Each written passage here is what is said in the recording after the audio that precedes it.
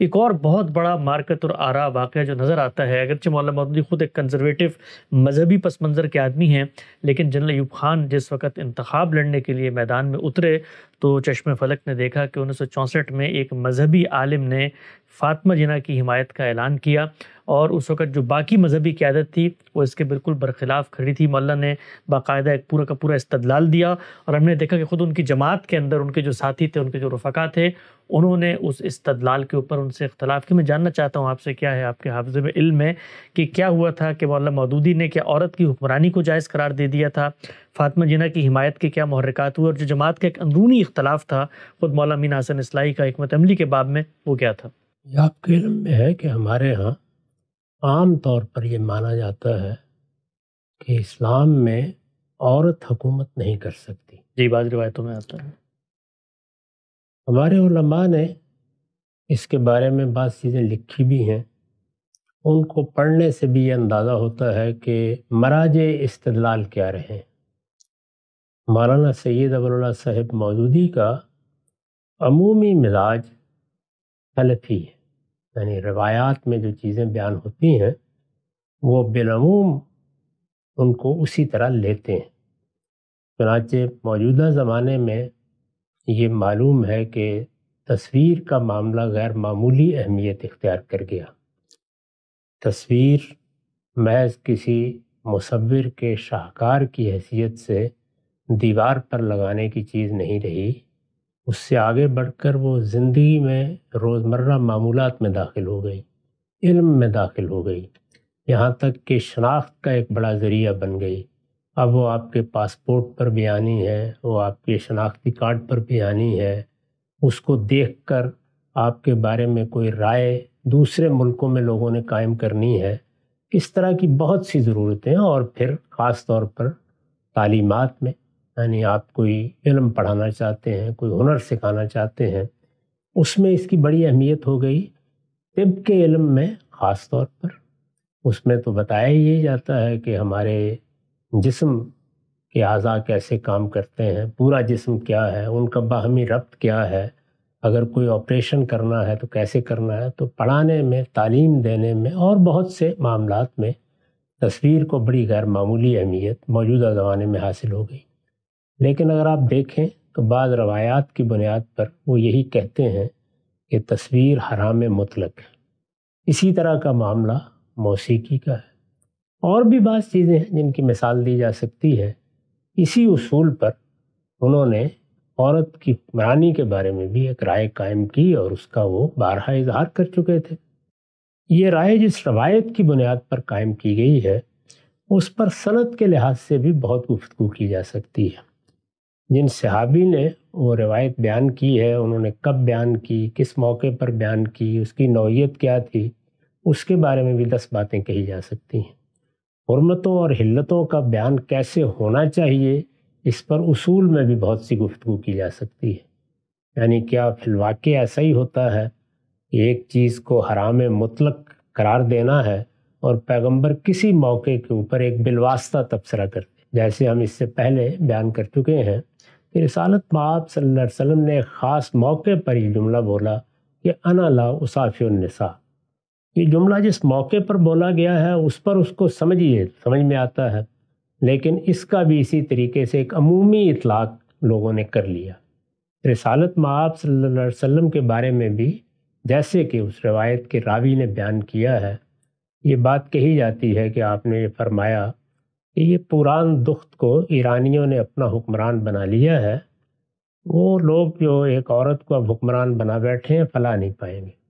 یہ جملہ ہے، ظاہر ہے یہ کس پس منظر میں کہا گیا؟ خود اس حکومت کو رسالت مآب صلی اللہ علیہ وسلم خط لکھ کے بتا چکے ہیں کہ اس کا انجام کیا ہونے والا ہے۔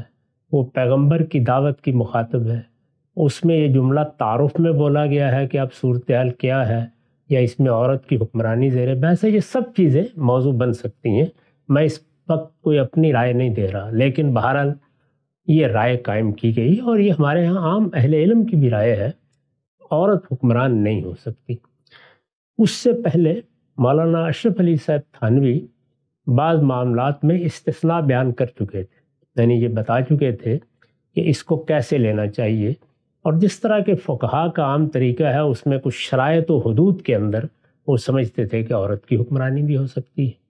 مولانا سید اللہ صاحب مودودی کے ہاں جب تجدید اور دعوت کا اسلوب ہو تو وہ چیز نمایاں ہو گئی جو تاریخ میں اس سے پہلے بھی نمایاں ہوتی رہی ہے، یعنی ایک معاملہ ہے، اس کا ایک درجہ ہے، اس کی ایک جگہ ہے، اس کے کچھ حدود اور شرائط ہیں، وہ اس طرح کی کوئی چیز نہیں ہے جس طرح کی چیزیں بالعموم دین میں حرمت کے درجے میں بیان ہوتی ہیں، لیکن دعوت، تجدید، دین پر عمل کرنا ہے، اس میں بعض اوقات سختی در آتی ہے۔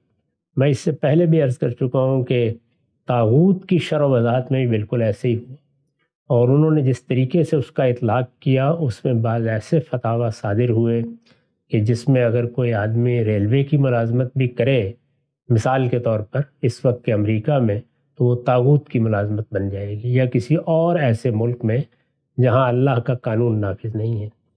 یہ معاملات ان سے صادر ہوئے ہیں، اور ایک بڑے عالم سے جس طرح بعض غلطیاں کوتاہیاں ہوتی ہیں اسی نوعیت کی یہ بھی ہے۔ چنانچہ عورت کی حکمرانی کے بارے میں بھی وہ ایک خاص رائے قائم کر چکے تھے۔ اب ایک دوسرا معاملہ زیر بحث آ گیا، وہ یہ ہے کہ جب آپ کوئی رائے قائم کرتے ہیں یا اس وقت اس کو بیان کر رہے ہوتے ہیں اور وہ آپ کو اس وقت کسی عملی صورتحال سے دوچار نہیں کر رہی ہوتی، تو جتنے چاہے زور کے ساتھ بیان کر لیں، حرام کے لفظ کو جتنا چاہے مخارج سے بول لیں، مطلق کے لفظ کو جتنا چاہے زور دے کر بیان کر لیں، کون آپ کا ہاتھ پکڑے گا؟ لیکن جب معاملہ پیش آتا ہے تو بعض اوقات یہ محسوس ہوتا ہے کہ یہ کیا ہے۔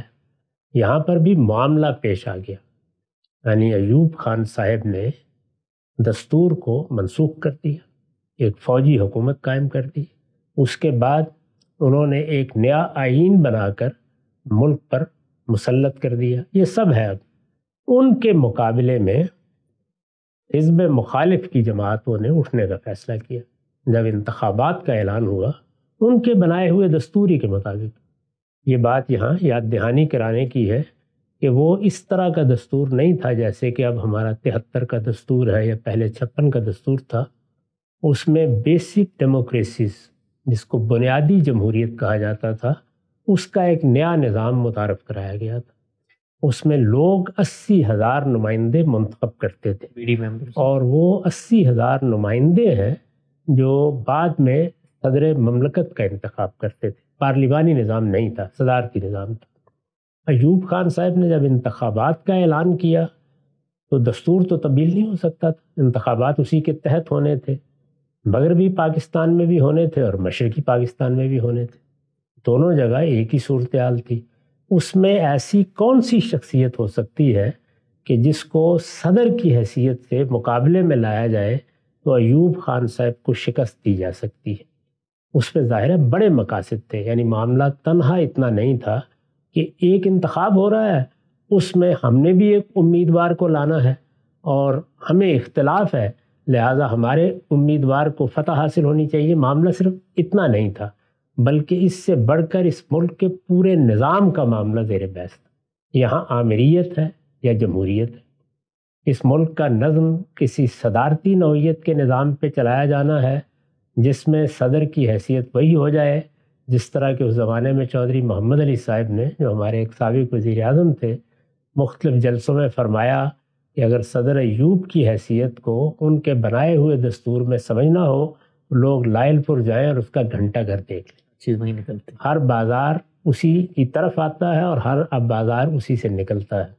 تو یہ صورتحال تھی، یعنی گویا جس دستور کو غلط سمجھا جا رہا تھا، جس نظام کو غلط سمجھا جا رہا تھا، جس نظام سے نجات حاصل کرنا پیش نظر تھا، یہ پیش نظر تھا کہ اس ملک کو دوبارہ جمہوریت کے راستے پر، یعنی حقیقی جمہوریت کے راستے پر ڈالا جائے۔ تو یہ بڑے مقاصد تھے جن کو سامنے رکھ کر اس وقت کی حزب اختلاف نے یہ فیصلہ کیا کہ محترمہ فاطمہ جناح ہی ایک ایسی شخصیت ہو سکتی ہیں جو ایوب خان صاحب کے مقابلے میں لائی جا سکے۔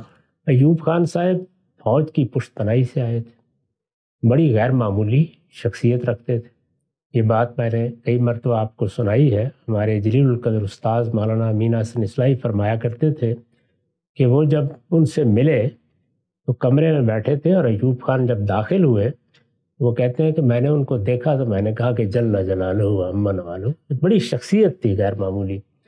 تو اس شخصیت کے بھی اثرات لوگوں پر ہوتے ہیں. پھر یہ کہ بعض معاملات میں بڑے غیر معمولی اقدامات بھی کیے گئے تھے.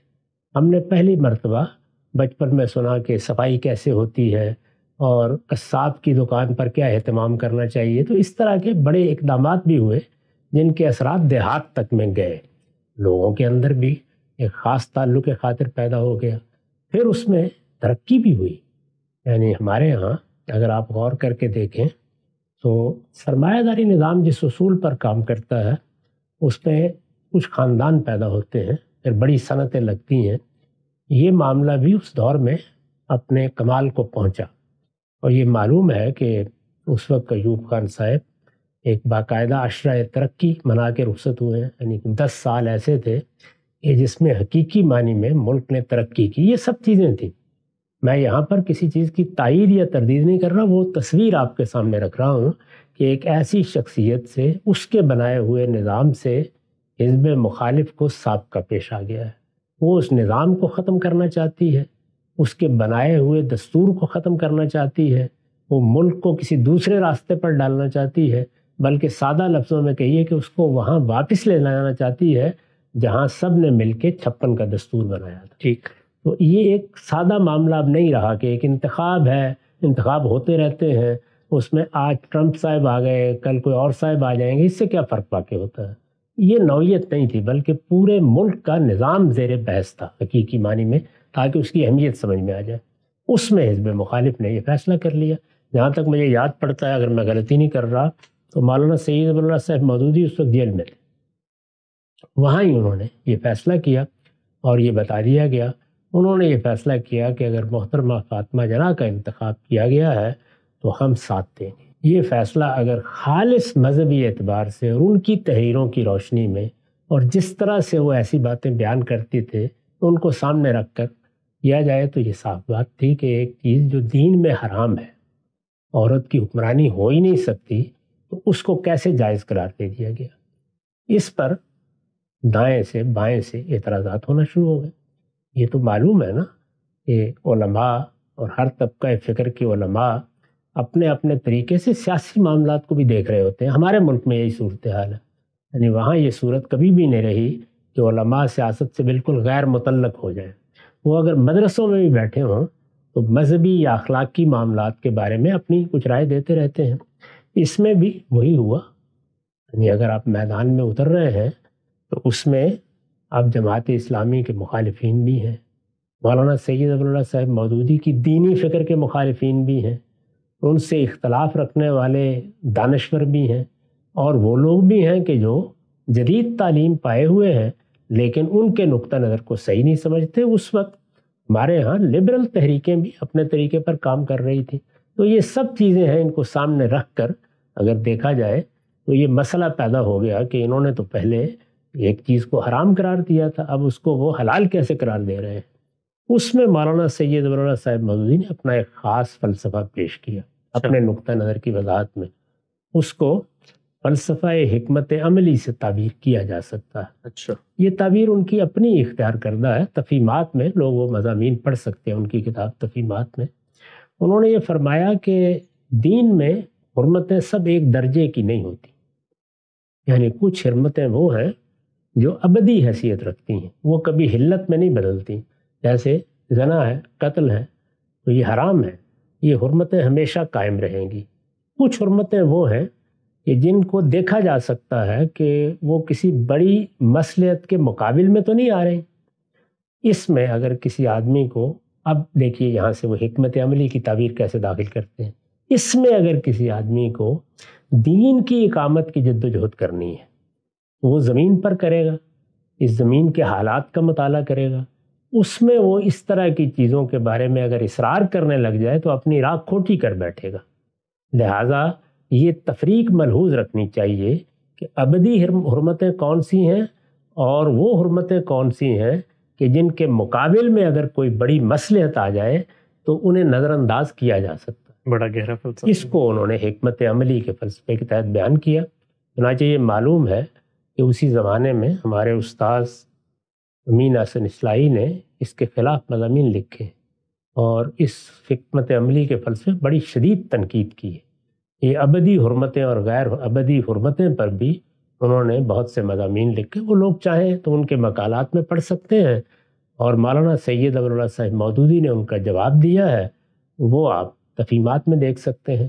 اس میں ظاہر نظائر اور شواہد پیش کیے گئے، مثلا یہ کہا گیا کہ اللہ کے دین میں بھی تو آخر یہی تعلیم دی گئی ہے کہ لوگوں کے درمیان ان کے نسب کی بنیاد پر کوئی فرق نہیں کیا جا سکتا۔ اسلام کوئی خاص قبیلے کا مذہب نہیں ہے، اس میں تو یہی کہا گیا ہے کہ کسی گورے کو کالے پر، کسی کالے کو گورے پر کوئی فضیلت حاصل نہیں، لیکن رسالت مآب صلی اللہ علیہ وسلم نے عرب کی مصلحت دیکھ کر یہ فیصلہ کیا کہ ائمہ قریش میں سے ہوں گے۔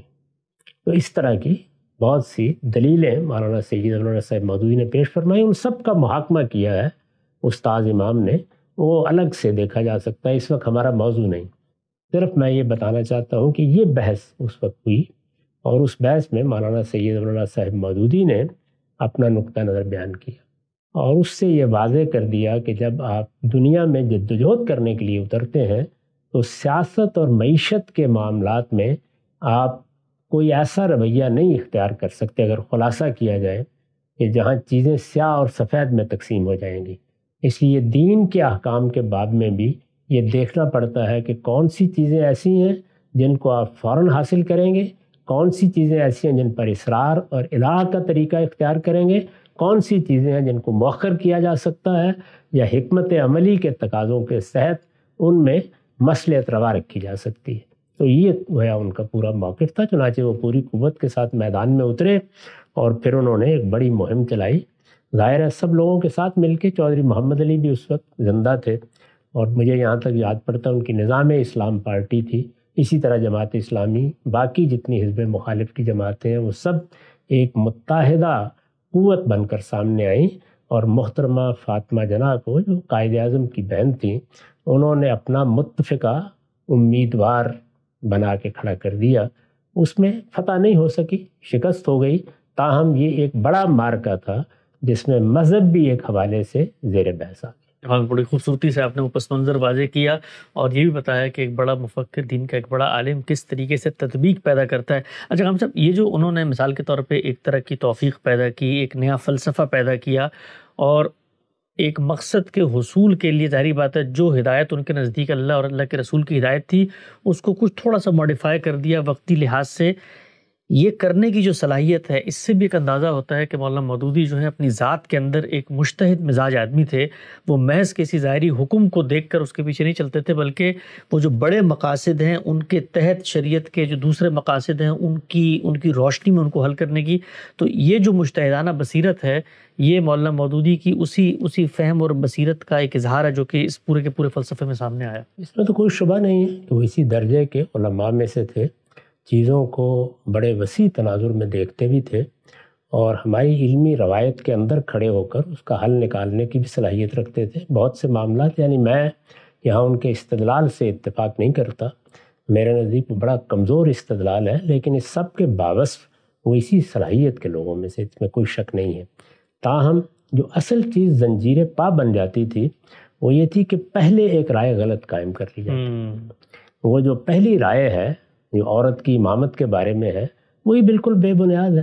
دین میں حرمتیں اس طرح نہیں بیان ہوتی، نہ حرمتیں اس طریقے سے عکس کی جاتی ہیں۔ دین میں حرمتوں کے اصول بڑی قطعیت سے بیان کیے گئے ہیں، قرآن میں بیان ہوئے ہیں، روایتوں میں بیان ہوئے ہیں، ان کے بارے میں کوئی ابہام نہیں ہے، اور نہ اس میں ابدی اور غیر ابدی کی یہ تقسیم کرنے کی ابھی ضرورت پڑتی ہے۔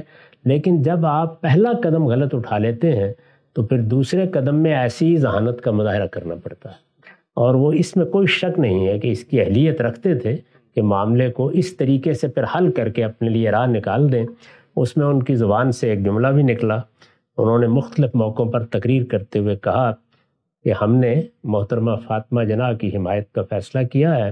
ایک طرف ایک مرد ہے جس میں مرد ہونے کے سوا کوئی خوبی نہیں، اور ایک طرف ایک عورت ہے جس میں عورت ہونے کے سوا کوئی خامی نہیں۔ اس پر استاد امام نے تبصرہ کیا کہ تعجب ہے ان لوگوں پر، 9-10 لوگ ہیں، یہ ساری حزب مخالف اکٹھی ہے، اور ان میں کوئی ایک مرد بھی ایسا نہیں جو ایک ایسے مرد کا مقابلہ کر سکے جس میں مرد ہونے کے سوا کوئی خوبی نہیں۔ تو یہ بڑی دلچسپ گفتگویں ہیں جو اس موقع پر ہوئیں، مضامین لکھے گئے ادھر میثاق پہ، ادھر ترجمان القرآن میں۔ ان کو لوگ اگر پڑھیں اور ذرا بالا تر ہو کر پڑھیں تو وہ بڑی بصیرت کی چیزیں اس میں دیکھ سکتے ہیں۔ مثلا استاذ امام نے بڑی دقیق بحث کر کے یہ بتایا ہے کہ امرہم شورا بینہم کا کیا مقام ہے، یہ جو الائمۃ من قریش ہے اس کا کیا محل ہے، حکمت عملی ہوتی کیا ہے، اس کے دائرے کیا ہیں، دین میں استثناء کیسے ملتا ہے۔ وہ بڑی نفیس بحثیں ہیں، لوگوں کو ذوق ہو تو وہ ان کو پڑھ سکتے ہیں۔